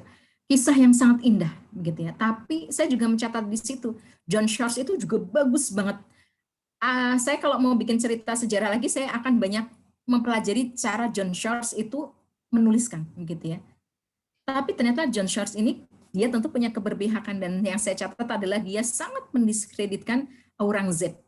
Aurangzeb itu salah satu dinasti Mughal yang bagi orang di luar sana mungkin dianggap kejam, tapi bagi kita kaum muslimin dia adalah Ahlus Sunnah wal Jamaah yang berusaha banget karena di India adik-adik tahu sendiri ya, banyak sekali sinkretisme tuh banyak sekali, dan aura Sikh salah satunya begitu ya, dan Aurangzeb berusaha untuk meluruskan itu. Kota kaum cadar ini sebetulnya Zoferaris, ya Allah adik-adikku sekalian bagi yang cewek, saya tuh sampai baca karya Zoferaris ini cewek ya, saya tuh pengen banget ya Allah kok malah dia yang bukan muslim yang bikin cerita kayak gini. Ini ceritanya bagus banget, tapi ya begitu gitu ya. Dikisahkan bahwa orang perempuan bercadar, ini settingnya di Jeddah ya. Aduh kok malah dia menceritakan kehidupan orang-orang bercadar itu dengan begitu indahnya ya. Ya begitu orang bercadar itu. Saya tidak menafikan bahwa tidak semua kita yang berjilbab dan bercadar itu adalah orang-orang baik. Tapi kok dia ya yang bisa menceritakan dengan begitu gimana ya, begitu indah tentang orang-orang bercadar itu gak semuanya baik. Aduh kok malah dia, harusnya kan saya sebagai seorang muslim yang bisa menceritakan bahwa orang-orang bercadar itu adalah orang-orang yang sangat indah akhlaknya. Nah ini jadi catatan buat kita gitu ya. Dia yang bukan orang muslim aja bisa loh menceritakan tentang kehidupan orang-orang muslim dengan sangat bagus. Nah kalau Haruki Murakami adik-adikku sekalian, adik-adik bisa belajar dari dia, tapi jangan menjadikan gaya tulisan dia itu sebagai sesuatu yang menginternalisasi. Kenapa? Saya berpikir gini, ini kalau orang yang baca Haruki Murakami adalah orang yang psycho, dia bisa jadi pembunuh berantai. Kenapa? Karena Murakami itu menceritakan prosesi pembunuhan. Dia berkali-kali dapat penghargaan ya Haruki Murakami, dan memang cara dia membangun world building. Ini ada Batara Isra ya, kita sama-sama ngefans sama Jepangan. Orang Jepang itu kalau membangun world building itu sampai sekarang belum ada yang menggantikan. Membangun konteks imajinasi dan juga dunia baru itu luar biasa. Haruki Murakami salah satunya. Tapi yang saya sedihkan, dia itu kalau menceritakan adegan vulgar seksual dan pembunuhan itu, saya baca ya Allah, ini kalau orang nggak ngerti cara membunuh aja baca itu, jadi kayak diajari gitu ya.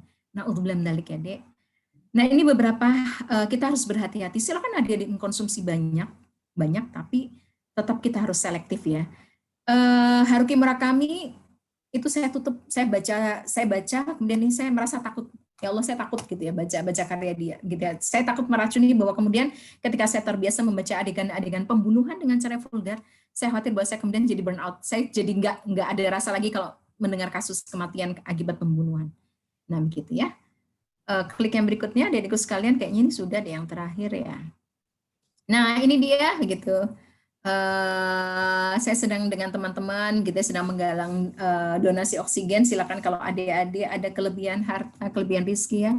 Di Jawa Timur sedang kelangkaan oksigen itu luar biasa, adik-adikku sekalian ya. Kemarin sahabat saya, suami istri dengan 2 anaknya wafat, meninggalkan 2 anak yang masih kecil-kecil ya. Masya Allah, akibat salah satunya adalah kekurangan oksigen. Jadi terima kasih kakak tercinta, kakak yang cantik-cantik, Kak Ekis, Kak Liana, gitu ya, atas waktunya. Moga-moga di siang hari yang mengantuk ini adik-adik tetap ganbate tentang hal soyo ya, untuk meraih cita-cita dan tetap sehat semangat. Saya kembalikan kepada Kak Liana yang cantik. Saya tutup dulu dengan salam. Saya tutup sebentar, saya mau minum ya. Assalamualaikum warahmatullahi wabarakatuh. Waalaikumsalam warahmatullahi wabarakatuh. Terima kasih Bunda atas pemaparan materinya yang sangat luar biasa. Kita tadi sudah berdiskusi banyak hal tentang psikologi sastra, contoh-contoh juga sudah diperlihatkan kepada kita. Untuk itu mungkin karena kita di sini diskusi, mungkin ada teman-teman yang ingin bertanya ya terkait dengan materi, atau mungkin yang ada yang ingin curhat. Ya, karena Bunda Sinta ini adalah psikolog, mungkin ada yang mau curhat. Ya, atau mungkin mau cerita, atau mungkin mau sharing. Silahkan langsung nyalakan mikrofonnya, teman-teman.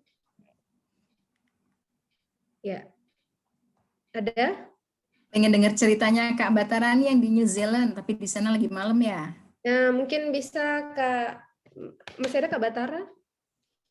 Ya, tadi mohon maaf nih Bunda, seharusnya ada sambutan dulu. Saya lupa. Oh, begitu. Kelalaian saya dan ada kelalaian saya sebagai moderator kurang fokus dan terlalu bersemangat mau mendengar. Jadi mungkin saya di ini tadi, jadi mohon maaf ya. Seharusnya Kak Batara mungkin ini sambutan tadi. Kak Batara masih ada ya? Izin tadi Kak Batara tidak bisa sampai akhir karena perbedaan waktu Iya, dan malam jaringannya ya di juga sana kurang ya. bagus. Iya.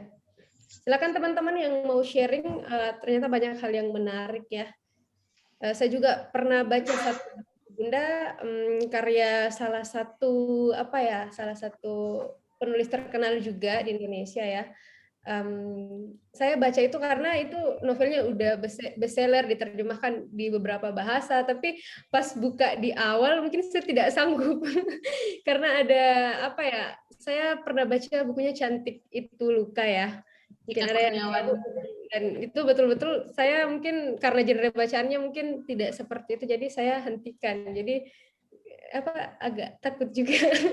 Mungkin itu ya yang ini juga salah satu ini contoh dari tulisan itu bisa berdampak pada psikologi kita. Tapi memang senior itu sudah berpesan, enggak usah baca, ini bukan genrenya kamu, bahaya. Tapi saya teruskan dan saya melihat ya memang kurang serk, jadi langsung saya tinggalkan. Itu gimana sih Bunda? Apakah kan biasa kan kalau kita baca buku kan di awalnya tiba-tiba ini jangan sampai saya ngejudge padahal saya belum sampai selesai membaca buku itu, atau itu gimana sih Bunda? Mungkin ada itu sih sharing saya Bunda, kalau membaca buku itu apakah saya harus habiskan sampai akhir Bunda bukunya atau gimana Bunda? Takut. Takut ya, gitu. Nggak apa-apa kalau takut ditaruh aja. Bagaimana saya juga tidak sanggup membaca karya Haruki Murakami itu sampai selesai. Ada beberapa yang saya bisa selesai, tapi ada yang nggak bisa.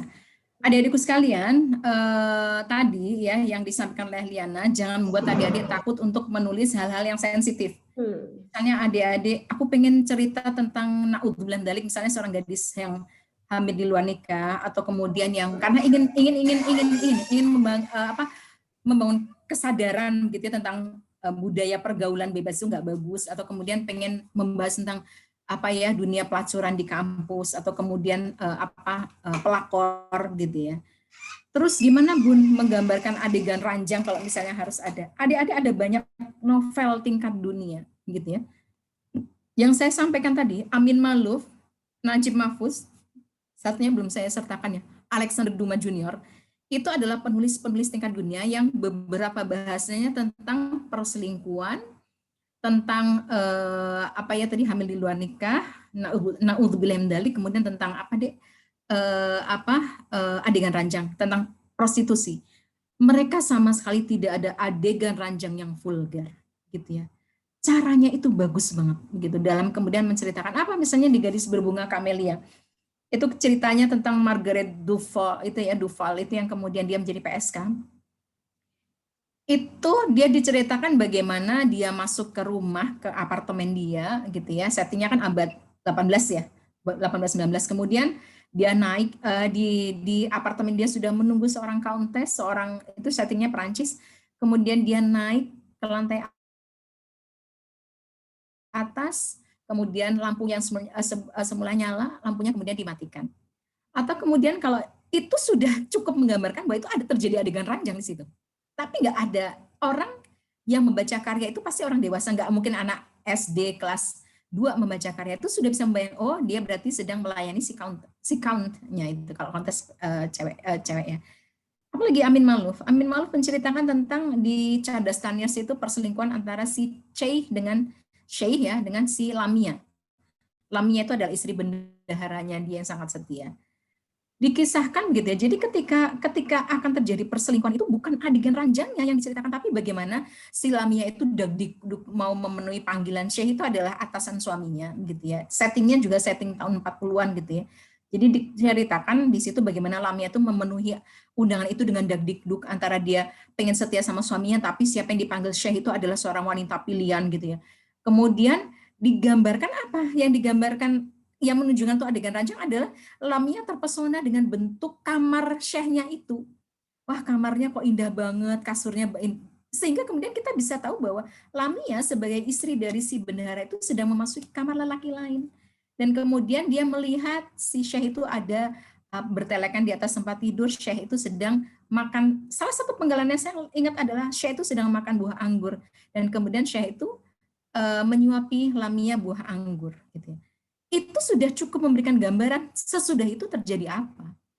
Jadi nggak perlu kemudian adegan rancangnya. Kalau Haruki Murakami itu jelas banget. Dan itu saya sampai ngeri bacanya, ya Allah. sampai kemudian sebagai seorang muslim saya merasa, ya Allah, apa nggak risih ya orang nuliskan ini gitu ya. Itu kan alat kelamin dia sendiri sebagai laki-laki, dan itu alat kelamin istri dia juga gitu ya, sebagai sampai sevulgar itu. Nah, jadi adik-adik sebetulnya letakkan saja kalau nggak kuat Liana gitu ya, dan cari kalau Liana misalnya saya pengen nulis cerita-cerita yang agak sensitif gitu ya, itu tadi buku-buku yang bisa kemudian dipakai, dan tirulah gaya mereka bercerita tentang adegan-adegan sensitif itu. Jadi insya Allah tidak meracuni, tapi memberikan informasi gitu kan ya. Karena itu tanggung jawab kita juga ya Dek sebagai seorang muslim. Terima kasih Liana. Gitu ya. Filter ya Bunda ya. Betul. Jadi seperti itu. Jadi mungkin masih ada, ini juga ada info ya teman-teman yang mau berdonasi, ini bisa mungkin diinfokan. Ini mumpung lagi ini ada Mbak Sinta ini lagi open donasi untuk pengadaan tabung oksigen. Silahkan teman-teman yang mau mungkin bisa di capture dulu. Ya. Ini ada banyak pertanyaan di chat ya. Oh, ada ya, saya baca dulu ya. Mohon maaf saya tidak sempat ini. Saya stop share screen dulu ya.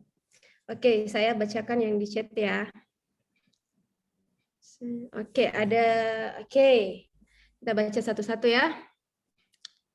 Oke, wih banyak nih Bunda. Dari yang pertama mungkin ya Bunda ya. Ya, baik. Oke, nah, bagaimana cara memasukkan nilai-nilai psikologi sastra Islam dalam novel dengan berbagai genre, misalnya di romance atau di horor, katanya Bunda. Baik, terima kasih. Kak Aulia Manaf ya. Kalau saya pribadi sudah membuat beberapa novel horor anak sih, tapi ya, Juru Kunci Makam sama Hantu Kubah Hijau, tapi itu buat anak. Dan di platform Quickku tuh judulnya Mata Astral, gitu ya. Pengennya itu juga saya cetak nanti ya, walaupun terbit indie gitu ya, dengan bantuan teman-teman penerbitan gitu. Itu saya masukkan juga unsur psikologi sastra Islamnya ke situ. Apa bedanya kemudian dengan novel-novel horor yang lain, gitu ya? Jadi saya membaca novel-novel horor Korea misalnya ya, itu ya jelas memang di sana kan bukan Muslim ya. Jadi kemudian kan memang bagaimana solusi, terutama solusi ya, adik-adikku sekalian ya.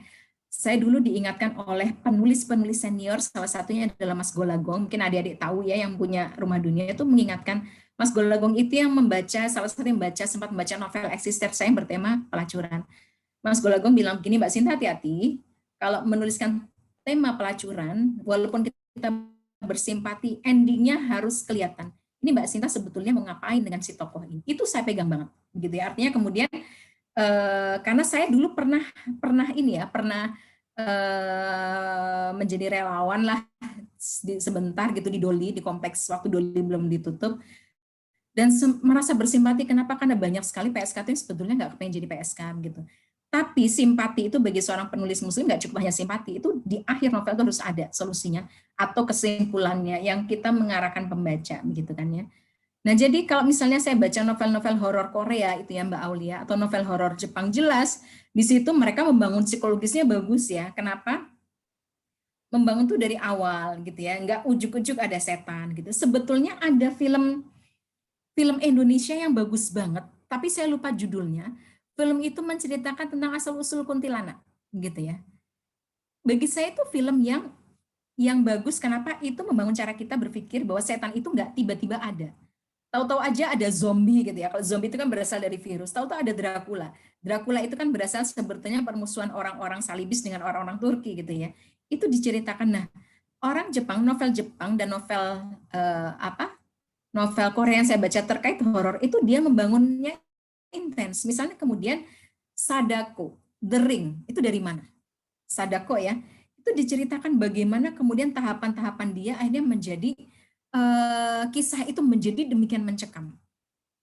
Nah, kita akan masukkan unsur psikologisnya di mana? Adik-adik bisa banyak bahan, bisa menjadi urban legend itu bisa banyak banget. Urban legendnya Makassar, Sulsel itu bisa jadi banget. Konon kabarnya Jeepers Creeper itu kan urban legend. Apalagi ya urban legendnya Amerika itu yang tadinya nggak ada, itu kemudian jadi ada. Zombie kalau nggak salah juga urban legend ya kemudian ya. itu juga urban legendnya sana. Gimana kemudian kita masukkan unsur psikologi sastra Islam adalah dengan menghadirkan solusi-solusi yang Islami. Misalnya di beberapa The Ring itu jelas kalau tokoh manusianya mati oleh setan gitu kan ya. Kemudian saya lupa judul salah satu novel Korea yang saya baca bagus banget. Itu yang nggak boleh ngetuk 3 kali di pintu kamar mandi gitu ya. Kalau nanti kemudian ngetuk sampai 3 kali, itu nanti dia hilang gitu kan ya. Lagian ngapain juga pintu kamar mandi diketuk gitu ya. Kayak kurang kerjaan gitu ya. Di sekolah maksudnya, panggil aja gitu ya, Lia, Etis, ada di dalam enggak gitu. Kalau saya tuh kalau ada orang di kamar mandi gitu, ngapain pakai tuk-tuk 3 kali gitu ya. Nah itu kemudian nanti orangnya hilang gitu kan. Jadi ya solusinya sangat tidak psikologi Islami. Nah kita bisa kemudian masukkan unsur Islami. Kalau di mata astral, itu saya masukkan unsur-unsur Islaminya. Karena sebetulnya kita ini banyak banget urban legend di tengah masyarakat kita. Ada kuntilanak, ada pocong gitu kan ya, ada genderuwo. Itu kemudian solusinya gimana orang muslim? Dengan membaca Al-Quran gitu kan ya. Dengan kemudian diruqyah. Itu adalah cara kita. Asal kita mengemasnya dengan teknik. Nah ini nanti mungkin panjang kalau kita bicara teknik, adik-adik bisa ada kelas-kelas FLP, ikutilah ya. Bagaimana cara kita membangun teknik yang bagus gitu. Yang pasti teknik itu harus dipelajari, perlahan-lahan kita banyak membaca. Saran saya kalau memang suka horor, bacalah karya-karya Koji Suzuki, karena beliau juga seorang doktor filsuf ya kalau nggak salah. Jadi itu bisa bagus banget membangun. Dia nggak pernah bikin, sebetulnya The Ring itu nggak ada Sadako Yamamura yang modelnya rambutnya panjang-panjang, nggak ada. Yang bikin takut adalah karena kita tidak pernah melihat setannya, tapi bisa merasakan. Gitu ya, nah itu tadi. Nah begitu ya Kak Aulia, moga-moga ini ya. Jadi perhatikan solusinya gitu ya, untuk masukkan nilai-nilai psikologi sastra Islami. Terima kasih. Jadi itu tadi kita harus memang banyak-banyak membaca karya yang mungkin ada kaitannya dengan apa yang akan kita tulis, karena terkadang apa yang kita baca maka itulah yang akan kita tulis. Mungkin seperti itu ya Bunda ya. Nah, kemudian ada lagi pertanyaan nih Bunda. Apakah dari Ika Retno, apakah perlu membatasi bacaan? Oh, ini ada kaitannya tadi dengan pertanyaan saya. Sepertinya jika terkait kita mencari referensi, tapi ternyata diri tidak mampu menyelesaikan. Kemudian mungkin langsung 2 pertanyaan Bunda ya. Ada juga dari Dasma, teknik menulis agar menghasilkan karya yang bagus, yang berkaitan dengan psikologis pembaca yang menguras emosi. Jadi mungkin bagaimana bisa menciptakan sebuah tulisan yang bisa mengaduk-aduk emosi pembaca mungkin. Seperti itu Bunda. Silakan. Baik, Bunda. Terima kasih. Tadi yang pertama tentang apa tadi ya, Dek? Bahan bacaan ya. Iya. Bagaimana? Saran saya kalau memang nggak kuat, dihentikan aja, begitu ya. Karena nanti terjadi itu kan tadi apa yang kita baca akan bisa menimbulkan ini ya, akan menimbulkan reaksi begitu ya dari diri kita, begitu mungkin kita jadi nggak bisa tidur. Adik-adik, The Ring itu novel yang tipis, tapi saya hanya bisa membaca sekali. Bagus, Koji Suzuki. Kalau filmnya sebetulnya bagi saya nggak cuma jumpscare aja ya. Tapi kalau adik-adik berani baca novel yang berkali-kali, saya pikir adik-adik berani. Kenapa? Karena Koji Suzuki itu membangun kita tuh jadi sadar. Ya karena dia seorang dokter filsuf juga ya. Jadi dia tuh membangun bahwa setan itu nggak seperti bayangan kamu. Jadi dia tuh membuat sebuah sebuah deskripsi sendiri tentang setan, dan itu buat saya merinding. Kenapa? Karena dan itu dia nggak perlu kemudian bahwa setan itu harus dia perempuan cantik yang giginya bertaring, itu enggak. Tapi betul-betul seperti itu. Nah, tapi bagi saya novel itu bagi yang suka cerita horor wajib dibaca. Kenapa? Karena bagus banget. Nah itu misalnya kayak gitu ya. Bagi saya kalau misalnya novel itu dibaca, saya teruskan membaca. Bagi saya adik-adik mungkin punya pendapat lain ya. Walaupun dia menakutkan seperti Ring, tapi tidak ada adegan vulgar tentang pembunuhan. The Ring nggak ada adegan. Koji Suzuki setahu saya tidak pernah menyertakan adegan pembunuhan yang vulgar gitu ya. Tapi cerita horornya tuh terbangun banget. Kemudian bagi saya selama dia tidak ada adegan pembunuhan yang vulgar, tidak ada adegan rancangan yang vulgar, saya pikir saya bisa meneruskannya, gitu ya. Bisa meneruskannya, begitu ya. Di Harafish itu ada adegan seorang adik bernama Ibrahim yang kemudian dia membunuh kakaknya bernama Radwana. Karena ada perselisihan hebat di antara mereka, karena dia mengetahui kakaknya tuh ingin berselingkuh begitu kan ya. Tapi hanya diceritakan bagaimana dia sangat marah, dan itu tidak diceritakan secara detail sebagaimana Haruki Murakami. Saya baca kisah itu dan saya pelajari kalau kemudian ada terjadi kasus perselisihan yang sangat memuncak di tengah keluarga, itu gimana cara membangun konfliknya. Salah satunya dari Harafish itu. Nah, jadi bagi saya pribadi tadi dua, sepanjang dia pembunuhan dan juga adegan seksnya tidak vulgar, saya masih bisa menyelesaikan. Adik-adik, wallah alam ya, gitu ya, apakah bisa atau tidak. Nah, yang berikutnya kemudian tadi ya bagaimana kita membuat cerita yang kemudian membangun ini ya, Dek, membangun psikologis yang Emosi. kebetulan ini bukunya ada di sini ya.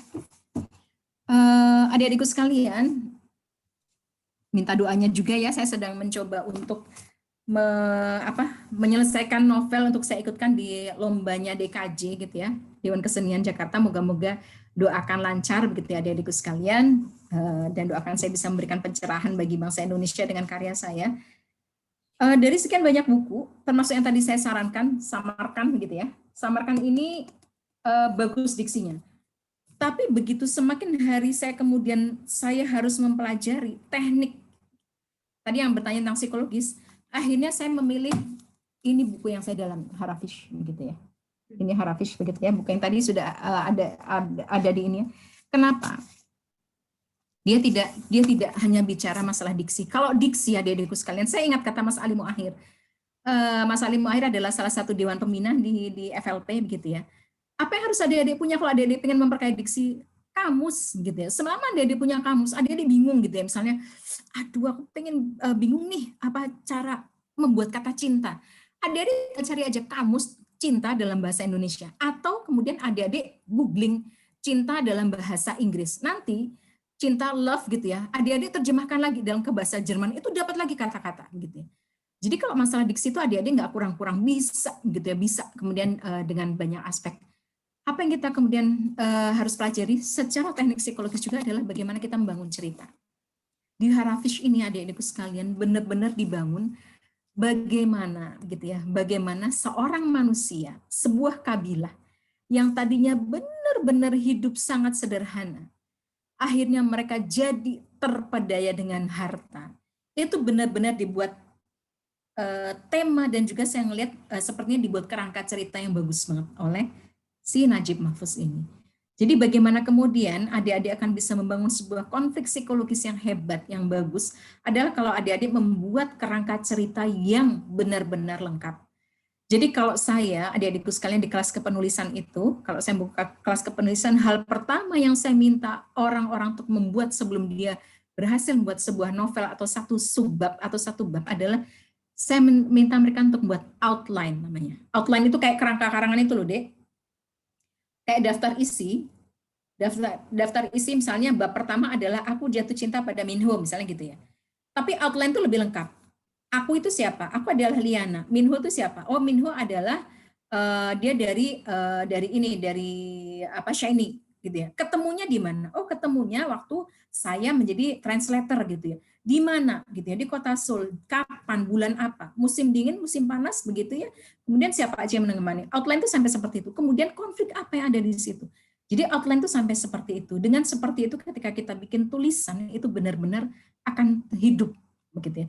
Dan percayalah, saya seringkali banyak banget orang tuh nanya ke saya, Mbak Sinta kalau bikin novel berapa lama? Oh, saya kalau bikin novel cepat. Sebulan 2 bulan jadi. Masalahnya yang ditanyakan adalah berapa lama bikin novelnya. Orang nggak nanya berapa lama riset sama bikin outline-nya. Riset dan outline itu bisa lebih dari 6 bulan.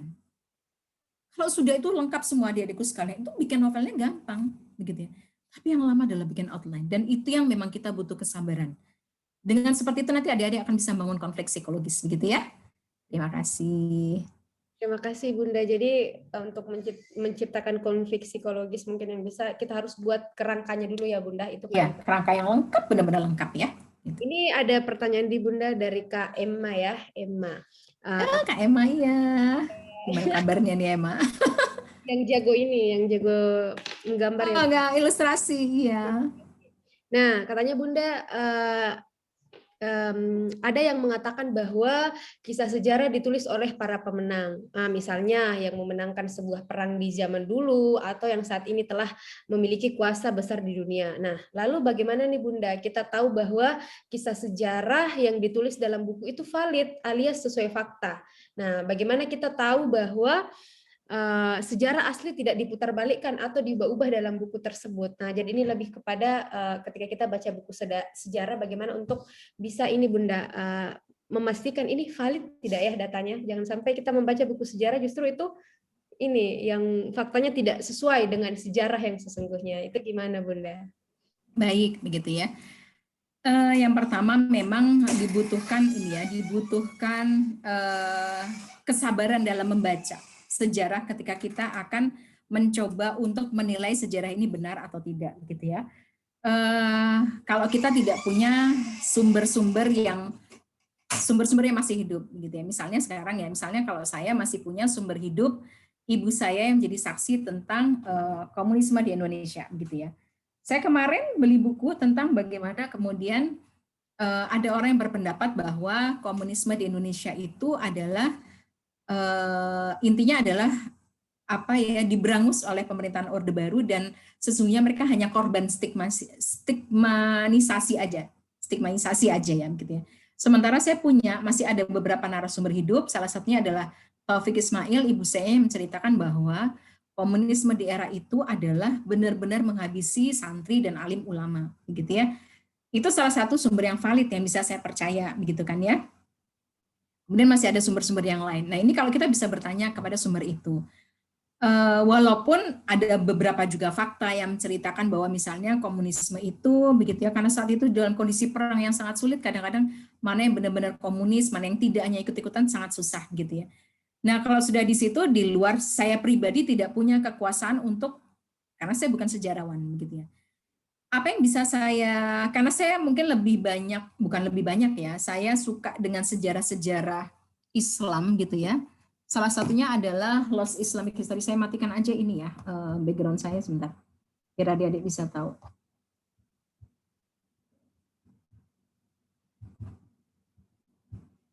Gitu ya. Ini Lost Islamic History, begitu. Jadi dalam sejarah Islam sendiri, misalnya Kak Emma, begitu ya, kita ada pro kontra terkait dinasti Abbasiyah, dinasti Umayyah, gitu ya. Pendiri dinasti di Andalusia Spanyol, gitu ya, yaitu Abdurrahman Ad-Dakhil, itu adalah orang yang dibasmi oleh dinasti Abbasiyah, gitu ya. Jadi dia diusir, gitu kan ya, diusir, gitu ya. Benar-benar sampai kisahnya itu luar biasa, gitu ya. Memang dinasti Umayyah, Abbasiyah ini sudah saling kejar-kejaran dalam membasmi, membumi hanguskan, membunuh, kita sampai sedih gitu ya. Mana yang bisa kita percaya gitu ya? Kita mencoba untuk mengambil seobjektif mungkin, begitu, bahwa di pasca Rasul. Misalnya kalau kita bisa bicara sejarah Islam ya, kita mencoba untuk membaca dari berbagai aspek, begitu kan ya.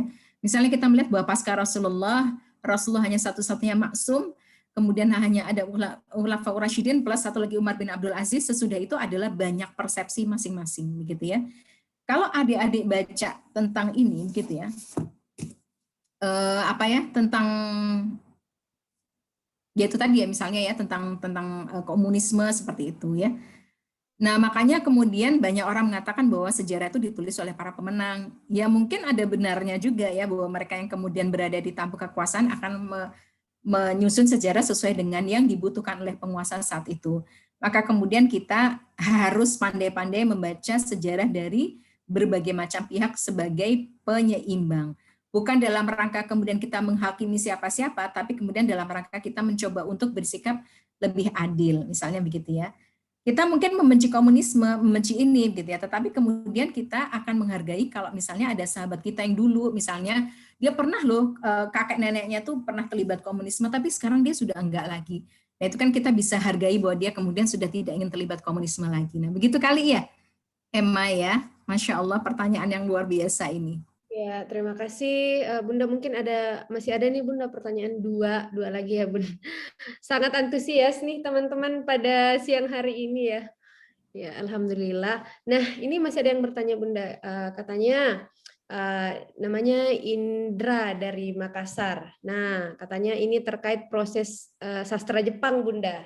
Nah, katanya bagaimana nih proses menulis karya sastra modern di Jepang terkait kepribadian orang Jepang yang introvert seperti halnya karya Murata tentang kesepian. Apakah memang pengaruh sosok introvert itu mempengaruhi aliran karya sastra? Nah, apalagi sekarang nih Bunda kan ini masih pandemi, menulis dijadikan sebagai media untuk menepis rasa kecemasan dan kebosanan. Terima kasih Bunda, katanya gitu.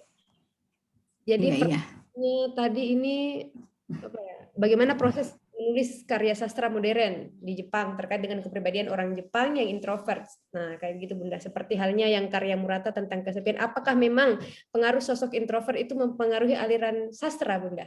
Seperti itu. Iya. Bagus sekali ya pertanyaannya. Adik-adikku sekalian, kalau adik-adik yang suka mengamati seninya orang Jepang, apapun itu ya, mau anime, mau cosplay, mau manga, mau apalagi itu, filmnya gitu ya, filmnya juga banyak sekali yang absurd, yang disturbing begitu ya. Kenapa mereka bisa punya imajinasi yang aneh-aneh gitu kan ya, yang aneh-aneh? Salah satunya adalah karena mereka hikikomori, mereka super introvert, sehingga mereka bebas berimajinasi bermacam-macam gitu kan ya. Kenapa kok orang Jepang itu sangat introvert? Jauh sebelum ada COVID, mereka itu lebih suka pakai masker, gitu ya. Mereka tidak suka wajahnya dikenal, namanya dikenal. Kalau kita melihat K-pop, idol K-pop, di mana kita bisa tahu, gitu ya.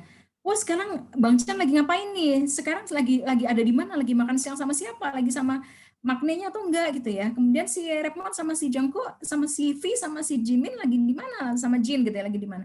Itu kita bisa tahu banget. Tapi kemudian kalau kita membaca ke sebelahnya, negara sebelahnya Jepang, jangankan mereka memberikan identitas diri ya, kadang nikah sama siapa gitu ya, nama aslinya aja kita nggak tahu. Nama aslinya aja kita nggak tahu. Apakah kemudian nama Sato Takeru gitu ya, itu adalah namanya dia yang asli gitu, kita nggak tahu. Kento Yamazaki nama dia yang asli itu kita nggak tahu. Begitu tertutupnya orang Jepang, sehingga memang di satu buku yang saya baca, sifat introvert itu memang munculkan kreativitas. Kenapa? Karena mereka nggak terbiasa ketemu orang, sehingga mereka terbiasa bermain dengan teman imajinasi, gitu ya. Jadi mereka imajinatif banget, dan akhirnya kemudian mereka bikin cerita yang aneh-aneh. Itu memang salah satu kelebihannya orang introvert. Masalahnya, ini bukan sesuatu yang harus diakomodasi ya, karena kalau misalnya kita sudah jelas introvert, nggak masalah. Kita tinggal kemudian belajar untuk membuka diri di saat-saat diperlukan. Tapi kalau kita sengaja mengintrovertkan diri, itu yang saya rasa kalau memang di Jepang itu kan kadang-kadang sangat hikikomori karena memang ditunjang oleh situasi industri yang kayak gitu ya, serba cepat, serba efektif, jadi makan aja harus disekat-sekat gitu ya, itu memang sudah sebuah apa ya, sudah semua apa kemekanisme yang diciptakan oleh orang Jepang itu, saya pikir kita jangan sampai seperti itu gitu ya. Jadi tanpa perlu mengada-adakan diri kita introvert, kalaupun kita ekstrovert, kita juga bisa kok tetap kreatif. Tapi memang bisa jadi hal-hal aneh dari orang Jepang, maka dia kemudian bisa membangun world building-nya sendiri adalah karena mereka sebagian besar adalah sosok introvert yang kemudian memang itu ditunjang oleh lingkungan dan memang kebijakan-kebijakan negara mereka dan status sosial mereka ya. Orang Jepang itu kan sangat nggak enak kalau kemudian sangat kita tahu dari bahasanya, sama dengan orang Korea yang banmalnya tingkatannya itu ada macam-macam ya, yang sopan tidak sopan gitu ya, itu menunjukkan bahwa mereka itu rasa nggak enaknya sama orang, saking nggak enaknya sama orang, kadang-kadang malah mending nggak usah ketemu sekalian gitu ya. Nah, begitu ya adik sekalian, bisa mempengaruhi aliran karya sastra. Maka kemudian Jepang itu memang masih nomor 1 di bidang imajinasi dan keabsurdan ya, karya-karya gitu. Ya. Terima kasih. Jadi ternyata memang ada pengaruhnya ya teman-teman. Itu kelebihan dari orang yang introvert. Ya, tapi bukan berarti orang ekstrovert tidak bisa memiliki imajinasi ya, boleh. Yang penting mungkin imajinasi kan banyak yang bisa, caranya bisa kita dapatkan, bisa dari banyak membaca yang Bunda ya, banyak menonton, atau mungkin kayak Bunda banyak jalan-jalan, dapat informasi dari satu kota, nulis lagi. Ya, saya tertarik Bunda ya. Saya sering jalan-jalan Bunda, tapi baik bisa menuliskan ya. Semoga nanti mungkin bisa catatan perjalanannya itu bisa dituliskan. Nah, mungkin satu lagi nih Bunda, karena di sini sudah mau masuk waktu sholat asar ya. Kalau tidak ada teman satu lagi nih Bunda, dari Bahrain. Ini izin bertanya Bunda, bagaimana korelasi antara konsep imajinasi spektakuler dengan quotes berikut? Kamu adalah apa yang kamu makan. Kamu adalah apa yang kamu makan terhadap satu karya tulis yang menarik. Jadi ini kira-kira apa ya? Ini pertanyaannya. Iya, maksudnya begini. Saya bisa paham gitu ya. Kamu apa yang kamu makan, mungkin apa yang menjadi asupan kamu begitu ya. Semakin asupan kita baik, banyak, beragam, variatif, bernutrisi, kan juga outputnya juga semakin baik begitu ya. Jadi tahun 2013 waktu saya ini, moga-moga pertanyaan saya sesuai dengan harapan Bahrain ya. Tahun 2013 waktu saya memenangkan juara 3 lomba menulis novel yang diadakan oleh Kemenparekraf, saya belajar banyak dari si pemenang juara 1 gitu ya.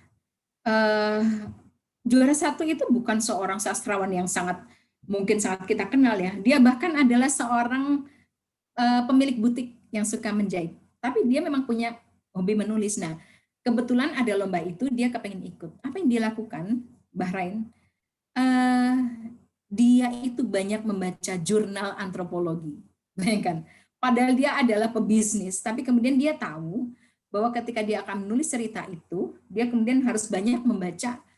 Dan bagi dia, gitu, membaca novel-novel itu sudah biasa. Maka kemudian dia ingin memakan asupan lain.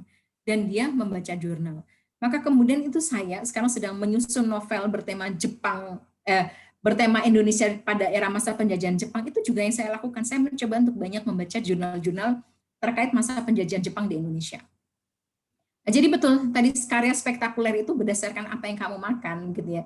Jadi semakin kita pengen menghasilkan karya spektakuler, maka kita juga harus banyak memakan makanan yang bergizi, baik untuk fisik kita, kemudian ruhiyah kita, dan juga untuk akal kita. Begitu ya. Terima kasih adik-adik. Masya Allah, luar biasa ya. Terima kasih Bunda, sangat banyak ilmu, sangat banyak pengetahuan. Khususnya saya ini Bunda yang masih terus belajar. Semoga nanti bisa belajar banyak hal lagi di FLP.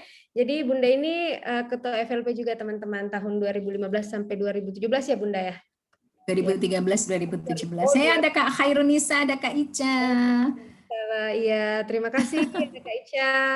Nah, itu mungkin tadi teman-teman sebelum kita tutup mungkin kita ada sesi foto bersama. Jadi terkait tadi materi diskusi kita pada siang sampai sore hari ini ya.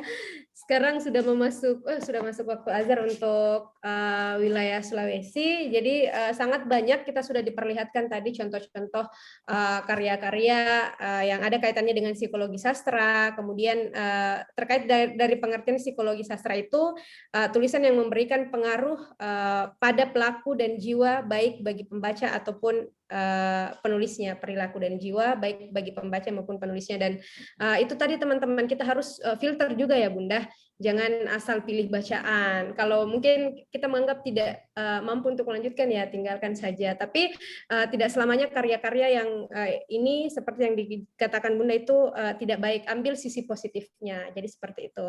Jadi sangat banyak yang hal yang bisa kita petik, hal yang kita bisa pelajari pada hari ini. Terima kasih Bunda. Teman-teman mungkin ini untuk mengabadikan momen kita pada siang hari ini ya.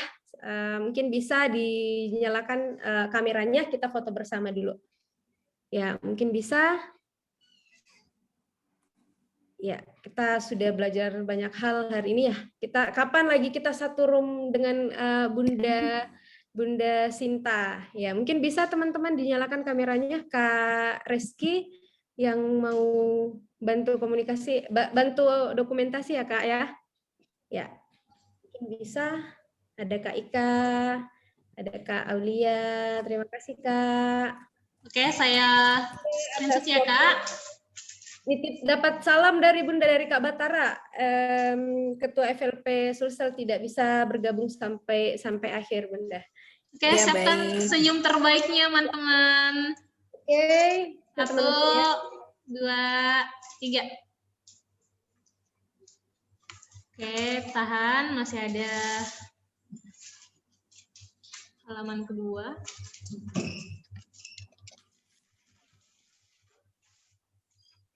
Lanjut, Ya, mungkin bisa variasi salam literasi. ya mungkin salam literasi teman-teman. Terima kasih Bunda ya sudah Lihat begini. Ya. Oke. Sudah. Ya, terima kasih teman-teman yang sudah sangat antusias bergabung dan juga pertanyaan yang sangat luar biasa. Semoga ini bukan hanya pertemuan kita kali ini bukan hanya jadi yang pertama atau mungkin ada yang baru pertama bergabung di kelas diskusi atau kelas ini literasi dari Forum Lingkar Pena Sulawesi Selatan. Akan banyak kegiatan-kegiatan lain dengan tema yang juga pastinya luar biasa. Jadi tetap pantau informasinya di Instagram kami ya, Forum Lingkar Pena Sulawesi Selatan. Mungkin itu saya sekali lagi terima kasih Bunda, terima kasih teman-teman yang Terima kasih Bunda. Sama-sama. Untuk moderator mohon maaf atas segala kekurangan selama memimpin diskusi kita pada siang hari ini. Terima kasih Bunda atas ilmunya, terima kasih teman-teman yang sudah berpartisipasi. Mungkin kita tutup dengan ucapan billahi fisabilil haq, fastabiqul khairat, summa assalamualaikum warahmatullahi wabarakatuh, dan sampai jumpa di kelas diskusi kita berikutnya. Terima kasih Bunda, terima kasih Kak Reza. Waalaikumsalam warahmatullahi. Assalamualaikum Kak Ica, Kak Yakis, Kak Liana, Kak Ika Retno semuanya, Fitraun Umar tadi ya dan semuanya. Pamit dulu ya. Assalamualaikum makasih, Bunda. warahmatullahi wabarakatuh. Salam. Oh, moderatornya keren. Terima kasih. Oh ya, terima kasih untuk peserta yang dari luar Sulawesi. Ada yang dari Jawa Barat, Jawa Ada Timur. juga teman saya tadi yang bergabung. Apa namanya? Ya, sudah keluar. Oke, terima kasih. Terima kasih